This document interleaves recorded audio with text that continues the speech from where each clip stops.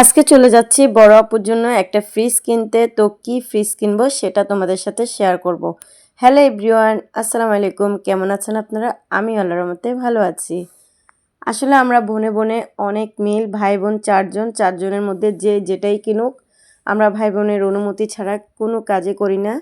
তো এখানে দেখেন আমাদের একদম বাড়ির থেকে আজকে রিক্সা নিয়ে নিয়েছি, কারণ রিক্সা আসলে যেহেতু গ্রামের রাস্তা একটু হেঁটে যেতে হয়, সবসময় ঘরের সামনে রিক্সা পাওয়া যায় না।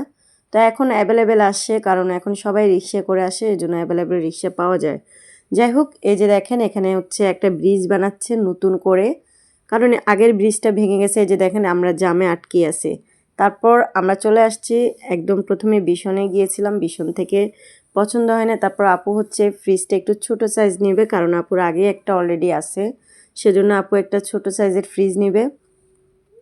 আর এখানে আপু বেশি বড় নেয় নেয়, একদম মানে কি বলে 380 লিটার ওইটাই নিয়েছে, এর থেকে বড়গুলো নেয় নেয়। তারপর আমাকে অনেকবার বলছে যে ফ্রিজটা পছন্দ করে দিতে, আসলে আমার দুপুরে ঘুমালে না আর উঠতে ইচ্ছে করে না। তো যাই হোক, আপুর সাথে গিয়েছি, যে হচ্ছে আপুকে পছন্দ করে দিয়েছি ফ্রিজটা, আপু কোনটা নেবে।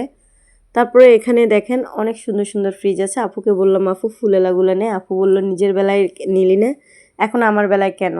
তো যাই হোক, এই যে আমাদের ফ্রিজ পছন্দ হয়ে গেছে, ওনাকে বিলটা পেমেন্ট করে দিচ্ছে। আসলে কি বলবো, এখন ফ্রিজগুলোর এত দাম, মানে বলার বাহিরে। তারপর ওনারা হচ্ছে আমাদেরকে একটা চা এনে দিয়েছিল।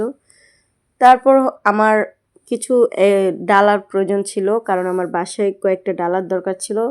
একদম আমার আপু হচ্ছে ফেনী বাজারটা পুরোটাই চিনে, একদম ফেনী বাজারের কি বলে পাতিলের কারখানাতে নিয়ে গেছে। অনেক পাতিল, এখানে আপনি ঘুরে ঘুরে যেটা পছন্দ সেটা নিতে পারবেন।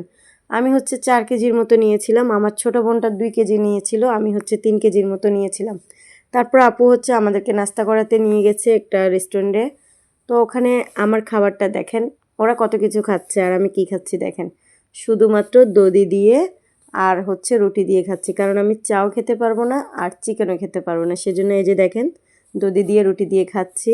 তো আপনাদের ভাই আমাকে বারবার বলছে একটু চা খাও, তো আমি হচ্ছে চাটাও খাই না।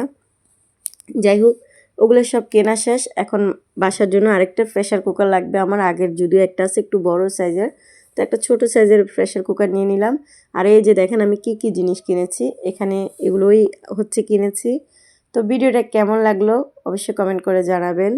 আসলে কি বলবো, আমাদের নিত্য প্রয়োজনীয় এত জিনিস লাগে যে যত কিনি ততই কম মনে হয় যে খুব কম হয়ে গেছে, আরেকটু নিলে ভালো হতো, আরেকটু নিলে ভালো হতো। ব্যাপারটা আসলে এরকম। তো যাই হোক, মানুষের জীবনে অনেক কিছু প্রয়োজন, যেটা যত কিনবেন